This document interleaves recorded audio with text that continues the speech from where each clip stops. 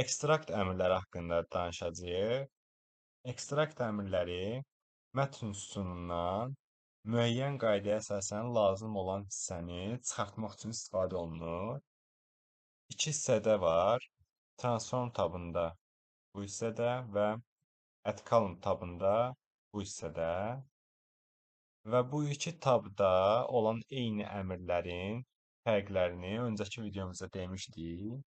Qısaca nəzər yetirsək, Transform tabında əgər biz ekstrakt əmrlərini işlətsək, sütunumuzun üzərində dəyişiklik etmiş olacaq və bu məlumatlar bir daha görünməyəcək, yəni nəticələr görünəcək. Əgər add column-dan etsək, bu zaman ilkin sütunumuzdakı məlumatlar dəyişməyəcək, dəyişikliklər əlavə yaranan bir sütunda görünəcək. İndi isə əmrlərimizi icra edək. Birinci əmrimiz len əmridir. Len nə edir? Mətndəki simvolların ümumi sayını hesablayır və bu simvollara boşluqlar da daxildir. Məsələn, bu şəkildə görürsüz nəticə çıxır. Məsələn, yeni sözündə 4 simvol var.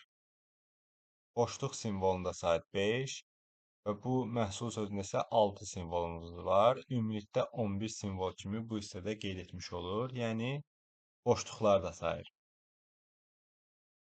Daha sonra ikinci əmrimiz first characters. Bu nədir? Mətnin əvvəlindən göstərilən sayda simvolu çıxardır. Məsələn, tarix kodu sütunu seçirəm. First characters. Bu hissədə, məsələn, mən burada günləri görmək istəyirəm. 2 yazsam kifayətdir. Sadəcə günləri çıxardır. Növbəti əmrimiz isə bunun tərsidir. Last characters, yəni mətnin sonundan. Məsələn, burada tarix kodu sütununu yenidən seçim.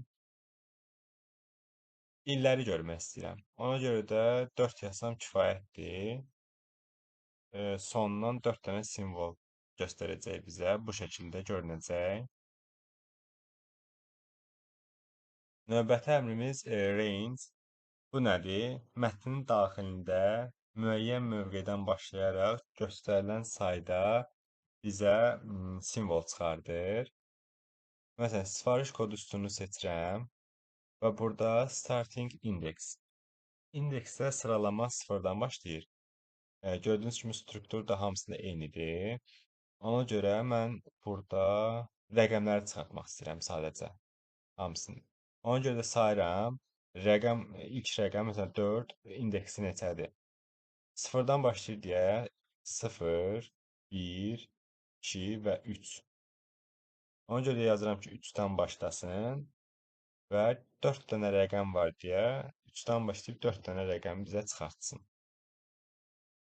Gördüyünüz kimi sadəcə rəqəmlər çıxdı. Bir daha təkrar edeyim. İndeksləmə 0-dan başlayır, 1-dən yox. Yəni 0, 1, 2 və 3 bu şəkildə.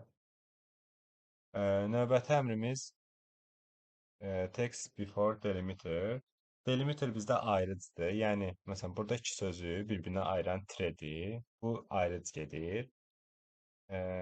Text before delimiter. Bu hissədə nə edir? Göstərilən ayrıc ilk qarşımıza harda çıxırsa, həmin yerə qədər olan mətni bizə çıxardır. Məsələn, burada tire yazsam,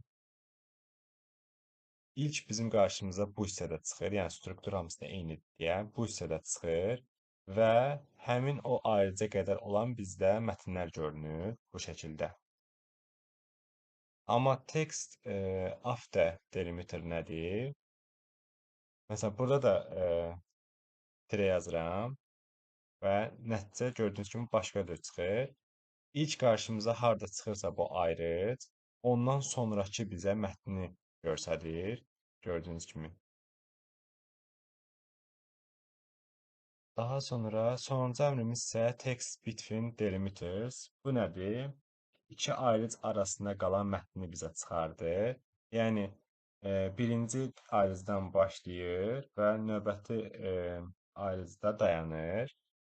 Məsələn, bura tire yazıb burada tire yazsaq, nəticə bu şəkildə görünəcək. Birinci ayrıcıdan başlayır və növbəti ayrıcda artıq o aradakı bizə mətni göstərir, dayanır. Və nəticə bu şəkildə görünür. Başqa bir üstündə tətbiq edək yenidən. Məsələn, burada isə nə yaza bilərik? E, Məsələn, nöqtə və 2 yazıram. Bu şəkildə görünəcək. Nöqtədən başlayacaq ilk nöqtədən bizdə və 2-yə qədər davam edəcək. Çünki hamısında 2000-ci illərdir deyə 2 yazdım. Sadəcə burada niyə 1 oldu? Çünki burada 1-dən sonra 2 var deyə ilk 2 gördüyü yerdə dayanır və bu şəkildə bu əmrlərimizi də icra etdik.